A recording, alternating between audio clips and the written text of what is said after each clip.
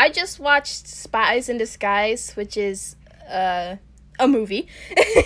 And our boy Tom Holland was in it, and I was like, oh my god, you're playing another smart brunette guy.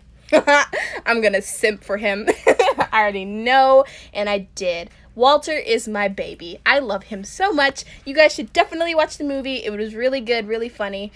I'm not just saying that because Tom Holland was in it. I'm saying it because it was genuinely good. Okay. I'm so sorry that I have been gone for a while. I will try to upload a little bit more, but I'm probably not going to be able to because school has started back up. And oh my gosh. I'm getting so much work. It is crazy. I've never gotten this much work in the beginning of the year. But it's okay. It's okay. We getting through it. It's okay. We good. Okay. So thank you so much for being so patient. Make sure to go support the author because we love authors in this community. And yeah. Let's get into this. She wasn't going to make it. The bullet was going and she wasn't going to make it. She desperately threw herself in front of it and she made it. She felt the life seeping out of her. She felt the strike of pain. And she felt the warm red liquid that was flooding from her chest, covering her shirt as it went, and she gasped for breath. She couldn't breathe. She could only feel the pain as she watched tears fall from her friend's eyes as he tried desperately to reassure her that she'd be fine. She smiled, got him to talk to her, to tell her about the stars. But every breath she took felt like it would be her last. She couldn't let him know she was afraid. Then he'd be sad. She smiled, but she was on the verge of sobbing. She smiled, but she was scared. She didn't want to die. She held on to every bit of life she could, but her vision was going black. She was slipping. She clawed at the light around her. She tried to bring herself up, but she couldn't. She was falling, and the boy beside her knew it. She put on a brave face, for him, for her friend, even as she screamed as she fell into nothingness. Shay sat bolt upright in bed, her heart pounding, her head pounding, sweat dripping down her face, and a scream on her lips. She clamped her teeth onto her tongue before the sound could escape her throat, and a moment later, her mouth was filled with a metallic flavor. She blindly reached around the small box she used as a nightstand until she found the tissue box. Shay took the tissues and spat the blood in her mouth into it. It appears that you have had a nightmare, Shay. Came Alice's voice from above, her volume small, an automatic setting for nighttime. Would you like to talk about it? Shay shook her head as she wrapped the tissue in a second and squeezed it in her fist. That's fine, Alice stated, showing that she detected the gesture. If you change your mind, you know where to find me. Shay smiled a bit before she felt another headache roll through her, turning the smile to a grimace. She coughed and stood up, her legs wobbly. She stumbled forward on her weak legs and pressed herself to the wall, using it as support.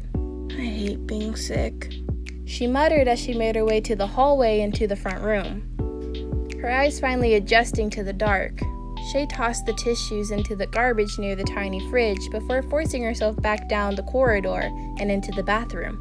Shay felt away for the glass she kept on the counter. Her fingers grasped it after a moment, and she filled it up with water quickly before tilting the liquid into her mouth. She swished it, spitting it back into the sink before she repeated.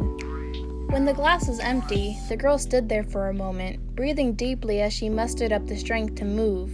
Finally, her limbs agreed with her and allowed her to stagger back into her room and onto the mattress. She collapsed into it and exhaled with relief when her legs stopped moving.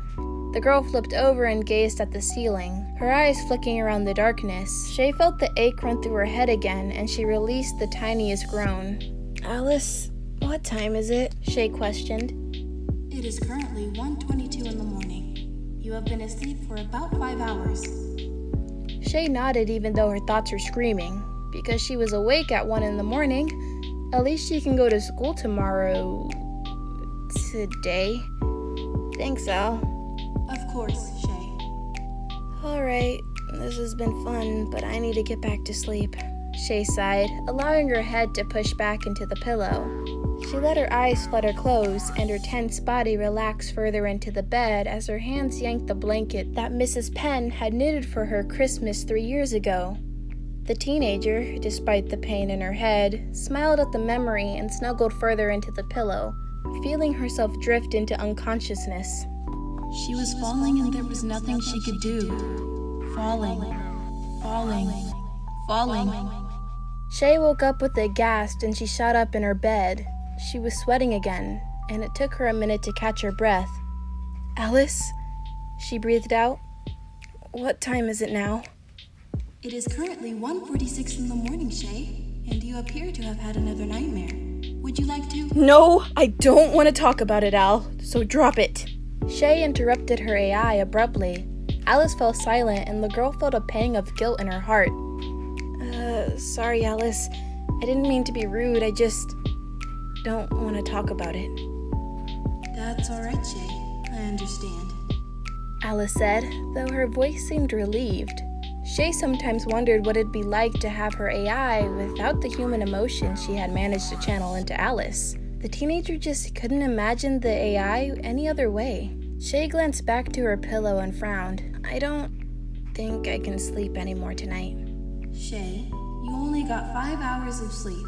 That is not healthy for someone your age. Alice stated. It's also not healthy when you're sick. "I know, but it's only for tonight, Al." Alice was silent for a moment before she softly said, Very well. Shay smiled as she moved over the bed and propped herself up against the wall, giving her a comfortable position to sit in and a nice view of the window as well, the one angle that she could see the street from. The street lamps on the sidewalk allowed her to see the small snowflakes that drifted down to the earth, illuminated by the light. They were mesmerizing as they floated down, dancing with one another through the air as they shifted in the small winds. Even as her headache raged on, as her body was flooded with random waves of pain from whatever fever she had, Shay couldn't help but smile at how beautiful the world was. It was a wonder she hadn't ever noticed before. "Man, am I glad Mr. Stark put the heat regulators into this thing," Peter said as he perched himself on the top of a building, not one of the skyscrapers, but a tall one in his own right, and looked out at his snow-covered city. Now, where did Shay say the alley was? Peter asked himself as he checked the time on his phone before slipping it back into his pocket. 10:15. "Karen, do you remember?" Peter halted himself and felt his heart sink for a moment. He had forgotten for the 5th time that night that Karen wasn't available to him yet. He really needed to get this suit hacked. Okay, that sounded wrong, but seriously, maybe Shay could do it. She did manage to make Alice, an AI that impressed the Tony Stark, out of next to nothing. He'd ask her when he dropped off her schoolwork tomorrow. Across from Delmars, I think. Peter muttered to himself as he swung in that direction. Yeah, definitely near Delmars. Peter shot out a web and jumped from the building, swinging as his webs connected and disconnected from wall to wall. He couldn't feel the cold air because of his suit, but the wind and rush of air as he soared made him grin as he flipped, a show only for himself before continuing on his path. When Peter arrived at the little corner store, he sat on the rooftop of a building and scanned the area, his eyes finally landing on the flickering sign of a nail parlor, and then the alley right next to it. The alley across from Delmars and next to the nail place. That was it! Peter spoke to himself, slapping a hand on his forehead as he realized his own forgetfulness before he shot the web above the nail parlor sign, landed on the wall, and crawled up to the roof, ignoring the few calls of his name from the passerby. Peter pressed himself to the ground and inched his way to the edge of the roof, where the alley was, poking his head over and looking down into it, confident that the darkness from his position hid him enough. Peter narrowed his eyes as he watched a woman walk past the alley, just another face in the crowd, before she was suddenly yanked into the alley by a person Peter somehow hadn't noticed was concealed near the alley. He prepared to jump into action and felt his breath hitch when the man pulled a gun, threatening the young woman to empty her purse. She looked to be maybe a few years older than him, probably in college, and was crying as her fingers fumbled with the zipper. "Please, I don't have much. This is all—" "I'm not giving you pity, girl," the man's gruff voice said as he cocked the weapon. "Now empty your purse." "Hey!" A new voice suddenly entered the scene as Peter prepared to jump down into the alley. All eyes turned to the opening to the street where a man stood, his body trembling a bit, probably from a mix of cold and fear, but his face held firm. "Let her go." The mugger growled and pushed the lady back to the ground just as Peter jumped into the alley. He held a finger to his lips as the girl opened her mouth, thankfully helping her understand as she nodded. He grabbed her purse from the ground with a web and handed it to her before nodding firmly and sneaking towards the mugger, who was quickly advancing towards the man. Peter felt a ting in his spider sense and yelled, "Watch out!" to the man a split second before the mugger lifted his gun and shot. The man moved out of the way as quickly as he could, but the bullet managed to lodge itself in his left hand. The man exclaimed in pain as he fell against the wall, just as the mugger spun around. His face livid when he registered the presence of Spider-Man. "Hey, man," Peter waved, sending a web at the mugger now charging towards him in the process. "You know it's not nice to steal from people," he said as he approached the now trapped mugger. "Or shoot people." The mugger opened his mouth, probably to snarl something or reply snarkily, but Peter stopped him with a web to the mouth. The superhero turned from the struggling thief and made his way to the young woman who was still frozen in the back of the alley. "Hey," Peter said, his voice softer. "You did great. Thanks for not blowing my cover." The woman nodded frantically. "Of course, Spider-Man. Thank you for saving me." "Anytime." Peter grinned, and he hoped she could see it through the mask. Peter grabbed the girl gently by the wrist and led her towards the entrance of the alley, where the man stood with his phone to his ear. "Yes, next to Painted Dreams Nail Parlor," the man said. "Yes, thank you." "Hello there, sir," Peter said as he approached. "Hey, Spider-Man." The man breathed as he clutched his hand, which was now wrapped in the coat he had been wearing, leaving him in only his sweatshirt and pants. "Thanks for the warning." "Thank you for distracting him," Peter said. "What's your name?" he asked, trying to make conversation as they waited for the police to arrive. "I'm Anne," the girl stated softly, holding out her hand. Peter shook it. "Nice to meet you, Anne." "My name's William, but everyone I know just calls me Lob, except my family, of course." "Nice to meet you, Lob," Peter said. "I would offer you a hand to shake," Lob stated before gesturing to his wounded hand that was being held by his other. "But I'm a little tied up, unfortunately." Peter laughed. "I'll leave you to that then." They talked as they waited for the police to arrive, with an ambulance, hopefully. Eventually, they landed on the two's careers. "I'm a college student," Anne said as she brushed a snow-dusted lock of blonde hair back into the hat that she had dug out of her bag. "I work at the front desk of an apartment building a ways away myself," Lob explained. "There was a girl who lived there who tried to convince me it was too dangerous to go out at night to get my mom's present." Lob chuckled, his eyes bright despite the pain he was probably in as he lifted his injured hand a bit. "I guess she was right. Why don't you tell us about her?" Peter questioned, both curious and wondering if he had saved the right person. "Her name's Shay. She's a high schooler. Lives on her own because her mom's out and about," Lob replied. "She's real nice. Always says hello in the morning and good night at night." He frowned. "Wonder if the hospital will prevent her from judging the quality of my gift tomorrow." Peter laughed, a weight seemingly lifted off his shoulders. "We saved him! We saved him! Good job, Peter! We saved Lob!" I was really like, you can't kill him again. He is too good of a character. I love Lob. Lob is Lob is great. I love Lob. Yeah, that was great. Again, I'm so sorry this took so long. School definitely kicked my butt.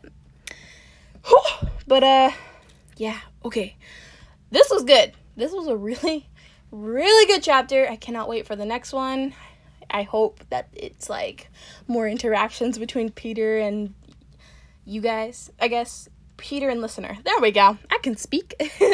But yeah, I hope there's more interactions between Peter and listener. I want some romance, man. I want some. They obviously like each other. I mean, how could Peter not like listener? Just look at their personality. And then Peter's Peter. Everyone loves Peter. Okay. Well, I'm gonna leave you guys here. So, adieu. Goodbye. I'll see you in the next one. Okay. Bye. Why did I say it like that? Bye. Goodbye now. Goodbye. Ta-ta. Pedo. Okay. Please. Please. I can't do Hey! Hey! Hey! Hey! He held a finger to his lip as Peter felt a ting. I need to burp. Why do I always need to burp when I record? What the heck? Burp! Oh, God. Okay, here we go. Peter felt a ting in his spider sense and yelled, "Watch out! Watch out! Watch out, man!" Coming through. Okay.